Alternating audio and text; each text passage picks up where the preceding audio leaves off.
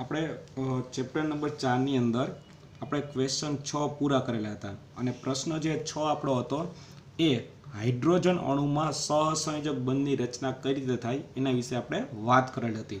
મિત્રો, તમને યાદ હશે કે સહસંયોજક બંધ માટે ઇલેક્ટ્રોન છે એની ખાસ કરીને ભાગીદારી થાય કે જેની અંદર એક એક ઇલેક્ટ્રોન અથવા બબે કે ત્રણ ઇલેક્ટ્રોનની ભાગીદારી કરી અને સહસંયોજક એક બંધ, દ્વિબંધ અને ત્રિબંધ વિશે આપણે ભણવાના છીએ. જેમાં હાઇડ્રોજન અણુની આપણે વાત કરી હતી કે જેમાં એક એક ઇલેક્ટ્રોનની ભાગીદારી થઈ અને બંને હાઇડ્રોજન પરમાણુ વચ્ચે એક સહસંયોજક બંધનું નિર્માણ થતું હતું. એવી રીતે મિત્રો પ્રશ્ન નંબર 7 છે કે ક્લોરીન અણુ એટલે કે Cl2 માં સહસંયોજક બંધની રચના સમજાવો. જો મિત્રો આપણે હાઇડ્રોજનનો યાદ હશે તો સેમ એના જેમ જ આપણે ક્લોરીન વિશે વાત કરવાના છીએ કે અહીં તમે જોઈ શકો છો કે ક્લોરીનના 2 પરમાણુ આપણે લઈએ એટલે ક્લોરીનનો એક અણુ બને. તો એનો મતલબ એવો થઈ ગયો ક્લોરીનના 2 પરમાણુ છે. હવે ક્લોરીનનો જો પરમાણુ ક્રમાંકની વાત કરવામાં આવે તો એ પરમાણુ ક્રમાંક 17 છે. તેથી એની ઇલેક્ટ્રોન રચના થાય 2, 8, 7. મિત્રો, જ્યારે આપણે સહસંયોજક બંધનું નિર્માણની વાત કરીએ છીએ ત્યારે એના બાહ્યતમ કક્ષાના ઇલેક્ટ્રોનને ધ્યાનમાં લેવાના હોય. અહીં તમે જોઈ શકો છો કે બાહ્યતમ કક્ષા એટલે કે છેલ્લી કક્ષામાં 7 ઇલેક્ટ્રોન છે. તો એ 7 ઇલેક્ટ્રોન છે એ 7 ઇલેક્ટ્રોન દ્વારા કઈ રીતે ભાગીદારી થાય છે એ આપણે સમજવાનો પ્રયત્ન કરીએ. તો અહીં તમે જોઈ શકો છો કે બંને ક્લોરીન પરમાણુ છે એમાં બંને પાસે 7 ઇલેક્ટ્રોન છે. શક્ય હોય ત્યાં સુધી મિત્રો ઇલેક્ટ્રોન હંમેશા યુગ્મ બતાવો એટલે કે જોડીમાં બતાવો. અહીં તમે જોઈ શકો છો 1 જોડી, 2 જોડી, 3 જોડી એટલે 6 ઇલેક્ટ્રોન થયા અને 1 ઇલેક્ટ્રોન એટલે અહીંયા 7 થઈ ગયા. એવી જ રીતે મિત્રો બીજો ક્લોરીન પરમાણુ છે એની પાસે પણ 7 ઇલેક્ટ્રોન છે. હવે થાય છે એવું મિત્રો કે આની પાસે 7 ઇલેક્ટ્રોન છે, એ ક્લોરીનના બીજા પરમાણુ સાથે 1 ઇલેક્ટ્રોનની ભાગીદારી થાય એટલે એની પાસે 8 આવી જાય. સેમ વસ્તુ મિત્રો અહીં 7 ઇલેક્ટ્રોન છે બીજા પરમાણુ પાસે, એ પહેલા પરમાણુના પેલો ક્લોરીનનો પરમાણુ છે એના 1 ઇલેક્ટ્રોન સાથે ભાગીદારી કરે એટલે આ રીતે તમે જોઈ શકો છો બંને ક્લોરીન પરમાણુ એકબીજા સાથે જોડાય ત્યારે 1 ઇલેક્ટ્રોનની ભાગીદારી થાય છે. અહીં 1 ઇલેક્ટ્રોનની ભાગીદારી થતી હોવાથી બંને ક્લોરીન પરમાણુ વચ્ચે સહસંયોજક એક બંધનું નિર્માણ થાય છે, જે આપણે હાઇડ્રોજનમાં જોયું હતું એ જ રીતે.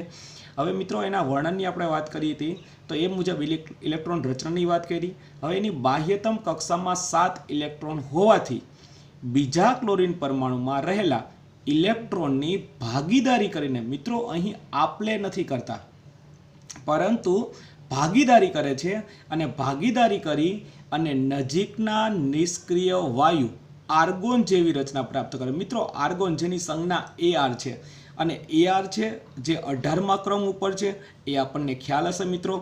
અને 18માં હોય એટલે કે 2, 8, 8 જેવી રચના એ પ્રાપ્ત કરશે, જેની ખાસ કરીને બાહ્યતમ કક્ષામાં 8 ઇલેક્ટ્રોન હોય છે. ક્લોરીન છે એની બાહ્યતમ કક્ષામાં 7 ઇલેક્ટ્રોન હતા, પરંતુ જ્યારે બંને ક્લોરીન પરમાણુ 1 ઇલેક્ટ્રોનની ભાગીદારી કરે છે અને ભાગીદારી કરી અને એ નજીકના નિષ્ક્રિય વાયુ આર્ગોન જેવી રચના પ્રાપ્ત કરે, કારણ કે આર્ગોનની બાહ્યતમ કક્ષામાં પણ 8 ઇલેક્ટ્રોન હોય છે. તો મિત્રો ખાસ યાદ રાખીએ કે શક્ય હોય ત્યાં સુધી જ્યારે આવા પ્રશ્ન હોય તો આપણે ક્લોરીન પરમાણુ જે આપણે આકૃતિ દ્વારા સમજ્યા એ આકૃતિ દોરવાનો પ્રયત્ન કરીએ, કારણ કે આપણી જે ટેક્સ્ટ બુકની અંદર છે એ સામાન્ય રીતે ઘણા પ્રશ્નો એવા પણ તમને જોવા મળશે કે એમાં આકૃતિ નથી આપેલી, પણ શક્ય હોય તો જો તમે આકૃતિ દ્વારા દોરી અને લખવાનો પ્રયત્ન કરશો તો આપણને ખૂબ જ સહેલું પડે. ત્યાર પછી મિત્રો પ્રશ્ન નંબર 8 છે કે ઓક્સિજન અણુમાં સહસંયોજક બંધની રચના સમજાવો. મિત્રો આપણે આ ત્રીજા અણુની વાત કરીએ છીએ. સૌપ્રથમ આપણે હાઇડ્રોજનની વાત કરી હતી, ત્યારબાદ આપણે ક્લોરીનની વાત કરી. હવે આપણે શરૂઆત કરવા જઈ રહ્યા છે એ છે ઓક્સિજન, કે ઓક્સિજન એટલે કે O2 માં સહસંયોજક બંધની રચના સમજાવો. મિત્રો આપણને ખ્યાલ હશે કે ઓક્સિજન છે એનો પરમાણુ ક્રમાંક 8 છે. હવે 8 હોવાને લીધે એની પાસે 2 કક્ષા હોય, પહેલી કક્ષામાં 2 ઇલેક્ટ્રોન અને બીજી કક્ષામાં 6 ઇલેક્ટ્રોન. તો તમે અહીંયા આકૃતિ જોઈ શકો છો કે અહીં ઓક્સિજનના 2 પરમાણુ છે. પહેલો પરમાણુ છે એની પાસે પણ 6 ઇલેક્ટ્રોન છે અને બીજો ઓક્સિજન છે એની પાસે પણ 6 ઇલેક્ટ્રોન છે. હવે જો આને અષ્ટક પૂરું કરવું હોય તો 2 ઇલેક્ટ્રોનની જરૂર પડે, એ જ રીતે આને અષ્ટક પૂરું કરવું હોય તો 2 ઇલેક્ટ્રોનની જરૂર પડે, એટલે બંને 2 ઇલેક્ટ્રોનની ભાગીદારી કરશે. અહીં તમે આકૃતિમાં જોઈ શકો છો કે જે 4 ઇલેક્ટ્રોન હતા તે ત્યાં રહ્યા, આના 2 ઇલેક્ટ્રોન અને આના 2 ઇલેક્ટ્રોન એમ 2 ઇલેક્ટ્રોનની ભાગીદારી કરે છે અને સહસંયોજક દ્વિબંધનું નિર્માણ કરે છે. મિત્રો દ્વિબંધ એટલા માટે આવે છે કારણ કે જ્યારે આપણે હાઇડ્રોજન અને ક્લોરીન જોયેલું હતું ત્યારે તમને ખ્યાલ હશે કે એમાં એક ઇલેક્ટ્રોનની ભાગીદારી થતી એટલે એક બંધ બનતો. અહીં 2 ઇલેક્ટ્રોનની ભાગીદારી થતી હોવાથી ઓક્સિજનના 2 પરમાણુ વચ્ચે સહસંયોજક દ્વિબંધનું નિર્માણ થાય છે. હવે મિત્રો એના આપણે વર્ણનની શરૂઆત કરીએ કે ઓક્સિજનના 2 પરમાણુ વચ્ચે દ્વિબંધનું નિર્માણ થાય છે. એ તમે આકૃતિમાં પણ જોઈ શકો છો. ઓક્સિજનનો પરમાણુય ક્રમાંક 8 છે, જેથી ઓક્સિજનનો પરમાણુ તેની એલ કક્ષામાં 6 ઇલેક્ટ્રોન ધરાવે છે. મિત્રો આપણને 4 કક્ષા પહેલેથી યાદ જ છે. પહેલી કક્ષા હોય ને કે કહેવાય, બીજી હોય ને એલ કહેવાય, ત્રીજી એમ અને ચોથી એન. પરંતુ મિત્રો અહીં 2 જ કક્ષાનો આપણે ઉલ્લેખ કરવાના છે એટલે કે એમ અને એનની જરૂર પડવાની નથી. જો કે કક્ષાની વાત કરીએ તો એમાં 2 ઇલેક્ટ્રોન હોય અને બીજી એલ કક્ષા છે એમાં 6 ઇલેક્ટ્રોન. તો 2 + 6 બેનો સરવાળો કરો એટલે 8 થઈ જશે. તો એની એલ કક્ષામાં 6 ઇલેક્ટ્રોન ધરાવે છે.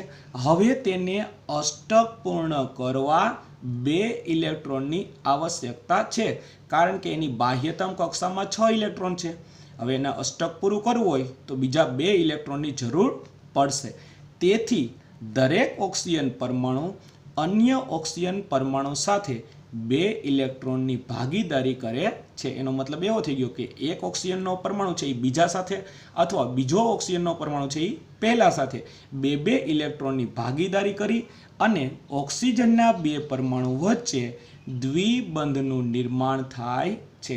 તો આ રીતે મિત્રો તમે સમજી શકશો કે ખાસ કરીને જ્યારે ઇલેક્ટ્રોનની ભાગીદારી થાય છે ત્યારે એની સંખ્યા ખાસ કાઉન્ટ કરીએ આપણે કે જો એક ઇલેક્ટ્રોનની ભાગીદારી કરી હોય જેમ કે હાઇડ્રોજન અને ક્લોરીન તો એમાં એક બંધનું નિર્માણ થયું.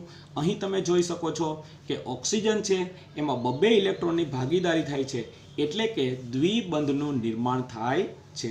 ત્યાર પછી મિત્રો પ્રશ્ન નંબર 9 આપેલો છે તમને કે પાણીના અણુમાં એટલે કે H2O સહસંયોજક બંધની રચના સમજાવો. મિત્રો આપણે પ્રશ્ન નંબર 6, 7 અને 8 પૂરા કર્યા. આ એના જેવો જ પ્રશ્ન નંબર 9 છે, પરંતુ થોડોક તમને અલગ લાગશે કારણ કે અહીં આપણે હાઇડ્રોજનના 2 પરમાણુ અને ઓક્સિજનનો 1 પરમાણુ એમ ટોટલ 3 પરમાણુ છે એને આપણે ધ્યાનમાં લેવાના છે. જેમાં હાઇડ્રોજન છે એનો પરમાણુ ક્રમાંક તમને ખ્યાલ છે 1 છે અને ઓક્સિજનનો પરમાણુ ક્રમાંક 8 છે એ પણ તમને ખ્યાલ હશે. હવે એને પણ આપણે આકૃતિ દ્વારા સમજવાનો પ્રયત્ન કરીએ કે અહીં તમે જોઈ શકો છો હાઇડ્રોજનનો પરમાણુ છે એની પાસે 1 ઇલેક્ટ્રોન હોય, પરંતુ આપણો અણુસૂત્ર છે H2O એનો મતલબ એવો થઈ ગયો હાઇડ્રોજનના 2 પરમાણુ લેવાના છે.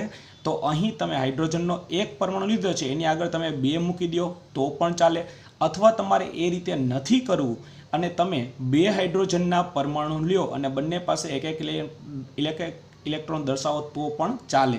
એટલે જરૂરી નથી કે અગર તમે 2 જ મૂકો, તમે 2 પરમાણુ પણ દર્શાવી શકો. હવે એની સાથે મારે ઓક્સિજનનો 1 પરમાણુ જોડવાનો છે જે અણુસૂત્રમાં છે. ઓક્સિજન છે એની બાહ્યતમ કક્ષામાં 6 ઇલેક્ટ્રોન છે એ પણ તમે જોઈ શકો છો. મિત્રો અહીં ખાસ કરીને એ ધ્યાન રાખશો કે આગળના જે આપણે 3 પ્રશ્નો પૂરા કરેલા હતા એમાં બંને પરમાણુ સમાન હતા અને બંને પરમાણુ આપણે સમાન લીધા હતા એટલે આપણે ઇલેક્ટ્રોન છે એની નિશાની સરખી રાખી હતી. પરંતુ અહીં તમે જોઈ શકો છો કે હાઇડ્રોજનના ઇલેક્ટ્રોનને દર્શાવવા માટે અહીં ચોકડીની નિશાની દર્શાવેલી છે અને ઓક્સિજનના ઇલેક્ટ્રોનને દર્શાવવા માટે ટપકાવાળી નિશાની દર્શાવેલી છે, જેથી તમને અલગ પાડી શકાય. હવે મારી પાસે હાઇડ્રોજનના 2 પરમાણુ છે એટલે 2 પરમાણુ એના લીધા છે અને ઓક્સિજનનો 1 પરમાણુ લીધો છે. તમે જોઈ શકો છો હાઇડ્રોજનના 2 અને ઓક્સિજનનો 1. હવે હાઇડ્રોજનની જો વાત કરવામાં આવે તો એની પાસે 1 ઇલેક્ટ્રોન હતો, આ બીજો હાઇડ્રોજન હતો એની પાસે પણ 1 ઇલેક્ટ્રોન હતો, પણ જો ઓક્સિજનની વાત કરવામાં આવે તો એની પાસે 6 ઇલેક્ટ્રોન હતા. એમાં 1, 2, 3, 4 એ 4 ઇલેક્ટ્રોન અહીંયા દર્શાવી દીધા.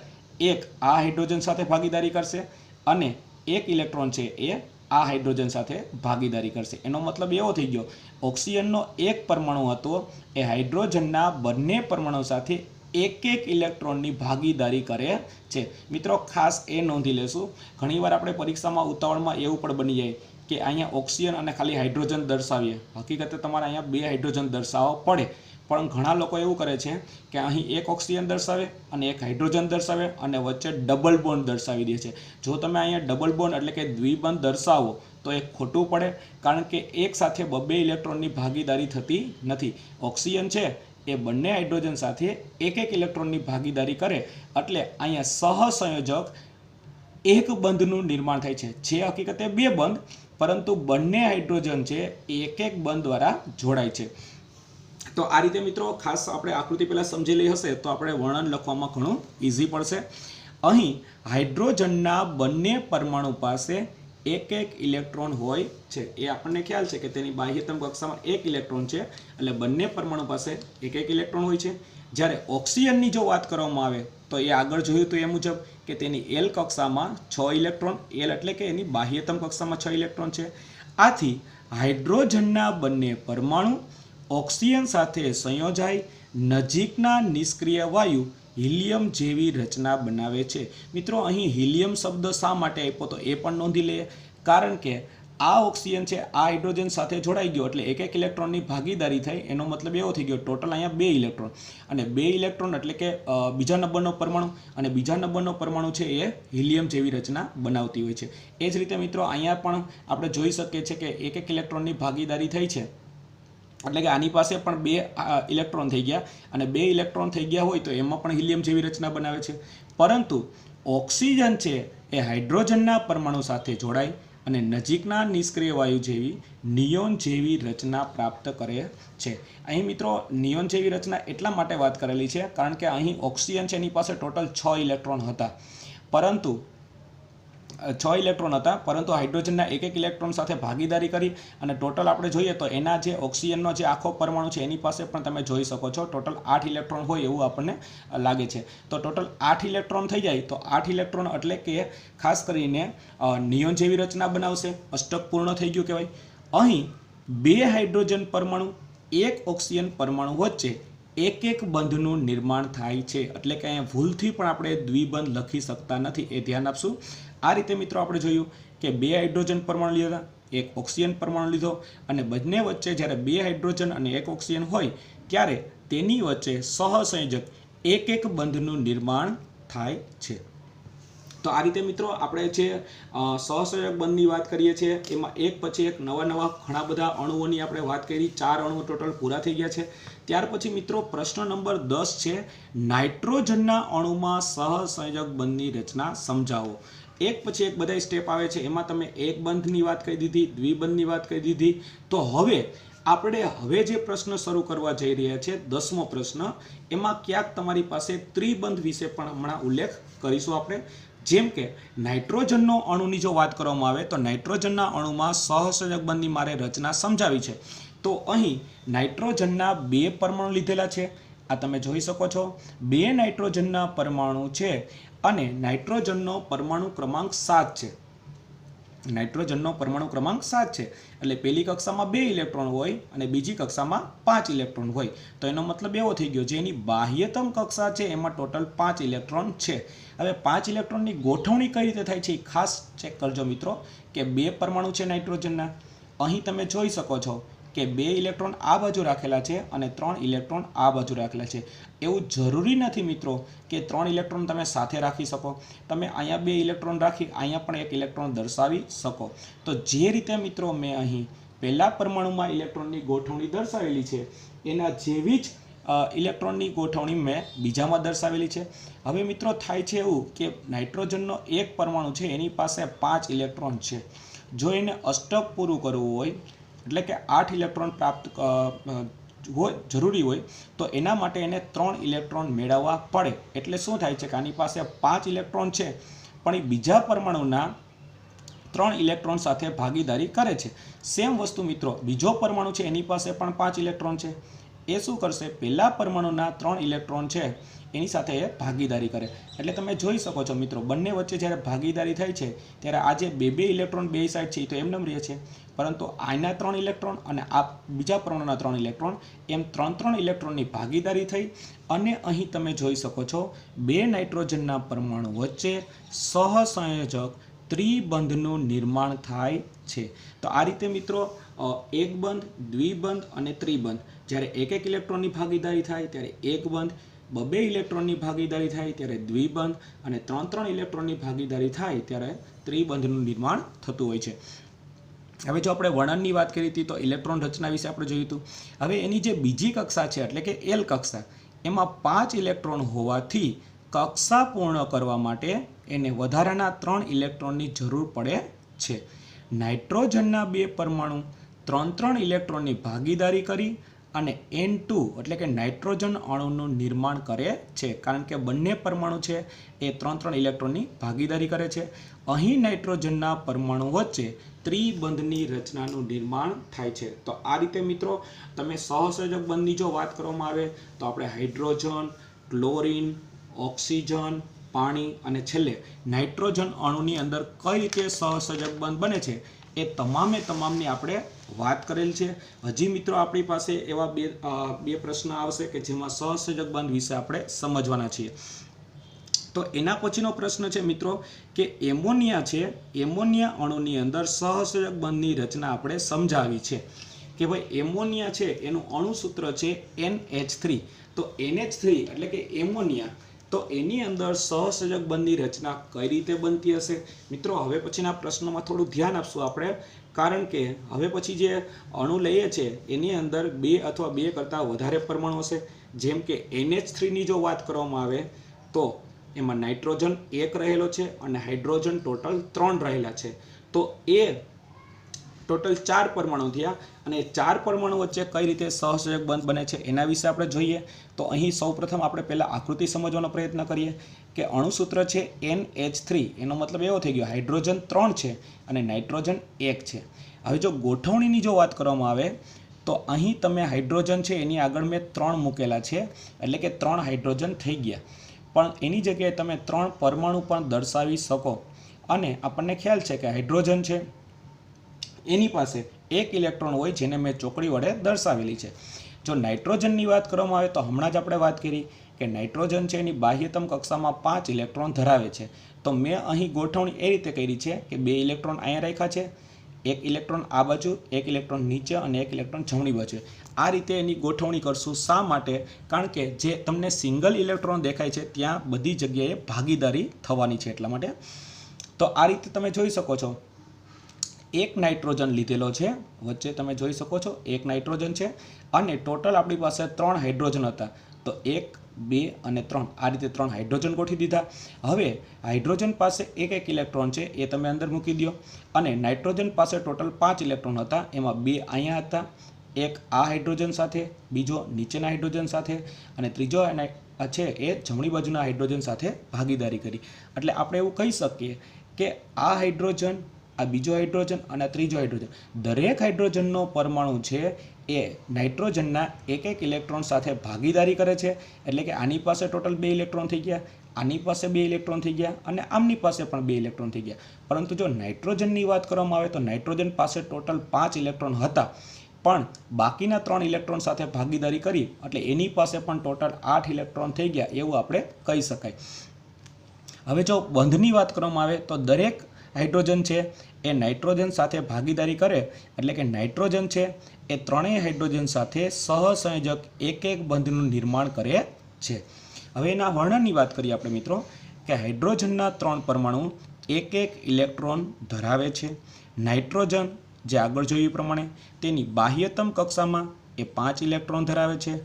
નાઇટ્રોજનનો એક પરમાણુ એ 3 હાઇડ્રોજન પરમાણુ સાથે જોડાય અને નજીકના નિષ્ક્રિય વાયુ એ નિયોન જેવી રચના પ્રાપ્ત કરે છે. જે આગળ આપણે જોયેલું હતું મિત્રો. નિયોન એટલા માટે વાત કરી છે કારણ કે ત્યાં અષ્ટક રચના પૂરી થઈ જાય છે, એ નિષ્ક્રિય વાયુ બની જાય છે.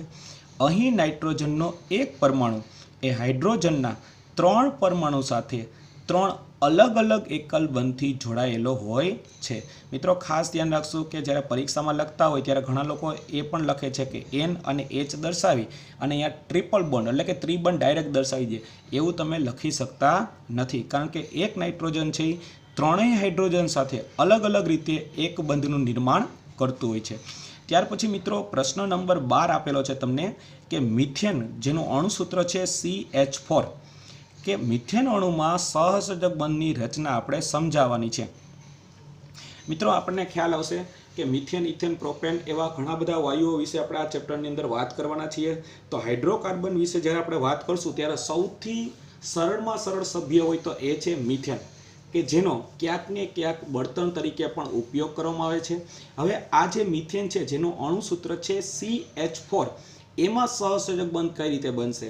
તો અણુસૂત્ર તમે જોઈ શકો છો કે એમાં એક કાર્બન છે અને 4 હાઇડ્રોજન છે। મિત્રો ખાસ ધ્યાન રાખશો, ટોટલ 5 પરમાણુ રહેલા છે, એક કાર્બન છે અને 4 હાઇડ્રોજન। હવે કાર્બન છે, જો કાર્બનની આપણે વાત કરવામાં આવે તો કાર્બનનો પરમાણુ ક્રમાંક છે 6 અને 6 હોય એટલે પહેલી કક્ષામાં 2 અને બીજી કક્ષામાં 4 ઇલેક્ટ્રોન હોય। એટલે તમે જોઈ શકો છો આ કાર્બનનો જે પરમાણુ દર્શાવ્યો છે એની બાહ્યતમ કક્ષામાં 4 ઇલેક્ટ્રોન છે। એ ચારેયને મેં અલગ અલગ દર્શાવ્યા છે કારણ કે દરેક જગ્યાએ ભાગીદારી કરવાના છે। હાઇડ્રોજનની જો વાત કરવામાં આવે તો અહીં તમે જોઈ શકો છો મેં એક હાઇડ્રોજન દર્શાવેલો છે, જે ચોકડી વડે દર્શાવેલો છે ઇલેક્ટ્રોન, અને એની આગળ મેં 4 મૂકેલા છે। તમે એની જગ્યાએ 4 અલગ અલગ હાઇડ્રોજન પરમાણુ પણ દર્શાવી શકો। હવે અહીં તમે જોઈ શકો છો વચ્ચે જે કાર્બન હતો એની પાસે ટોટલ 4 ઇલેક્ટ્રોન હતા, જે ટપકા સ્વરૂપે દર્શાવેલા હતા। હવે આ એની 4 દિશામાં તમે જોઈ શકો છો હાઇડ્રોજન છે, ઉપર નીચે અને ડાબી જમણી। તો દરેક જગ્યાએ જે હાઇડ્રોજન છે એની પાસે પણ એક એક ઇલેક્ટ્રોન થાય છે। એટલે તમે જોઈ શકો છો દરેક હાઇડ્રોજન છે એ કાર્બન સાથે ભાગીદારી કરી એટલે દરેક હાઇડ્રોજન પાસે 2 ઇલેક્ટ્રોન થઈ જશે।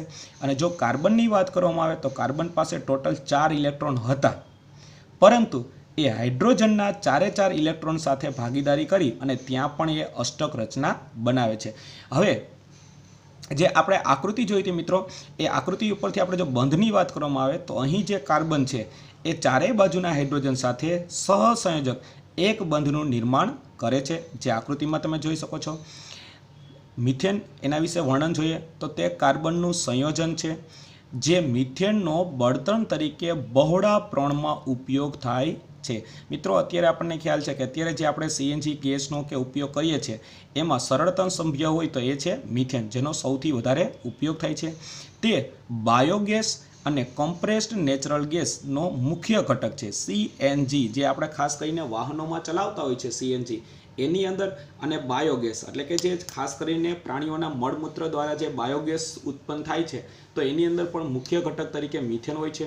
તે કાર્બન દ્વારા બનતા સૌથી સામાન્ય સંયોજનોમાંનું એક છે, કારણ કે હાઇડ્રોકાર્બનની જો વાત કરવામાં આવે તો પહેલો સભ્ય જો આપણે ગણવામાં આવે તો એ છે મિથેન છે।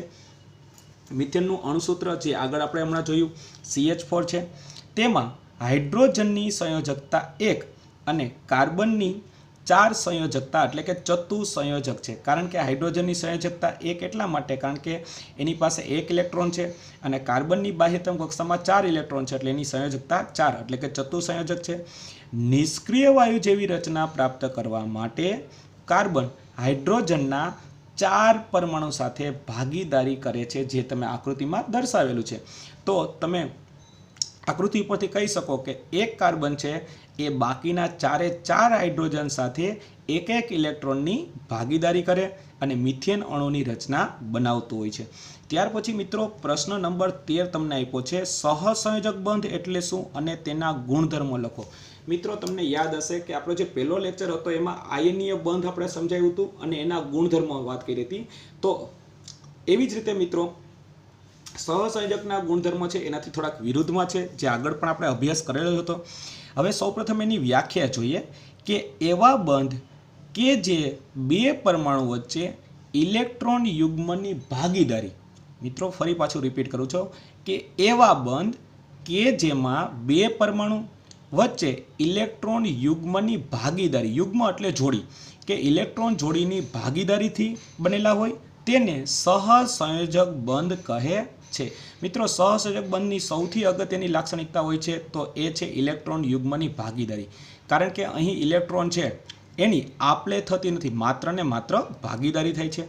એના ગુણધર્મો વિશે વાત કરવામાં આવે તો મિત્રો સહસંયોજક બંધ ધરાવતા અણુઓમાં પ્રબળ બંધના બનેલા જણાય છે। પ્રબળ એટલે કે મજબૂત બંધ બનેલો હશે।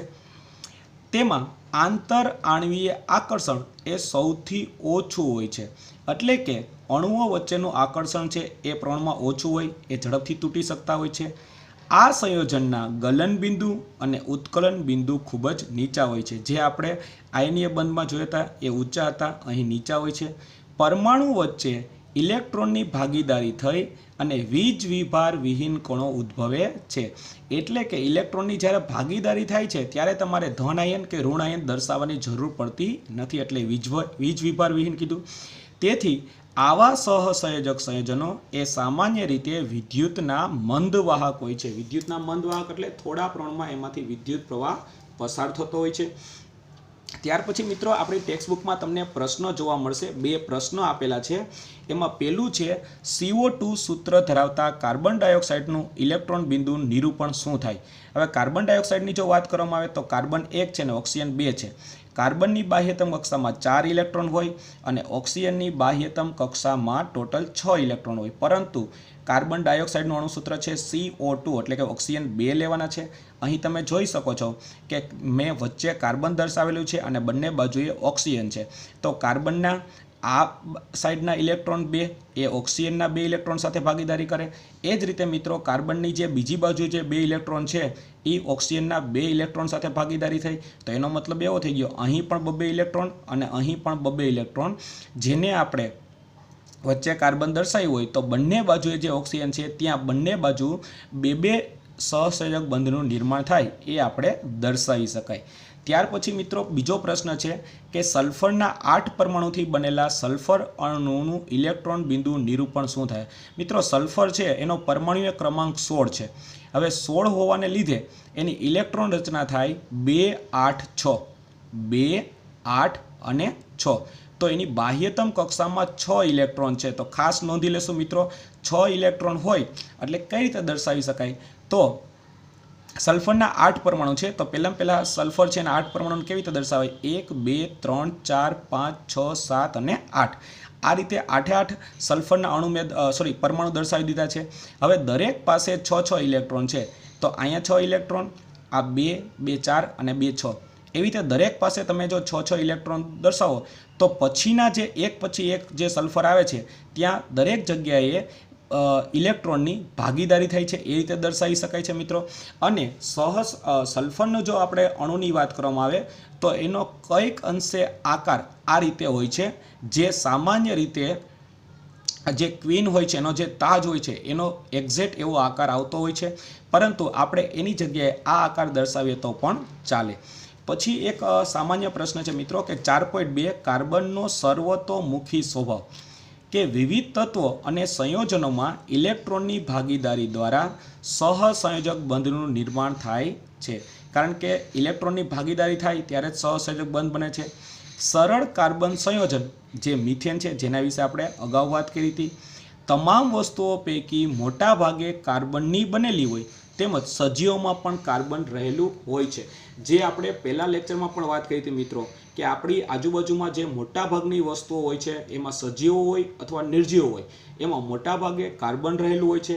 હાલમાં અસંખ્ય કાર્બન સંયોજનો કે જેના સૂત્રો રસાયણશાસ્ત્રીઓ માટે જાણીતા છે તેની સંખ્યા લાખોમાં અંદાજવામાં આવે છે. તો આનો મતલબ એવો થઈ ગયો કે અત્યારે જે ખાસ કરીને આપણી પાસે જે સંયોજનો છે જેમાં ખાસ કરીને કાર્બન રહેલું હોય અને એના દ્વારા જે સૂત્રો તૈયાર કરવામાં આવે છે એની સંખ્યા છે એ લગભગ લાખોમાં છે એવું આપણે ગણી શકાય. પરંતુ મિત્રો આપણે જે સામાન્ય રોજબરોજમાં અથવા ક્યાંક ને ક્યાંક નામ સાંભળેલા એવી સંખ્યા બહુ ઓછી હોય છે, પરંતુ મોટાભાગે જે સંયોજનની વાત કરવામાં આવે એમાં પણ ખાસ કરીને કાર્બનનો જો ગણવામાં આવે તો એની સંખ્યા ખૂબ જ મોટા પ્રમાણમાં છે.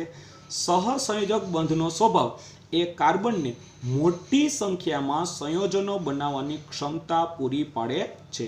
કે સહસંયોજક બંધનો સ્વભાવ જે આપણે એક બંધ, દ્વિબંધ, ત્રિબંધની વાત કરી એમાં મોટી સંખ્યામાં સંયોજનો બનાવી શકાય છે. જેમાં આપણે આગળ છે એ આલ્કેન, આલ્કીન અથવા આલ્કાઇન વિશે પણ સમજશું કે જેમાં તમને ખ્યાલ આવશે કે એમાં કાર્બનની જે સૌથી મોટી શૃંખલા બનાવે તેમાં એક બંધ હોય તો શું બને, દ્વિબંધ હોય અને ત્રિબંધ હોય તો શું બની શકે.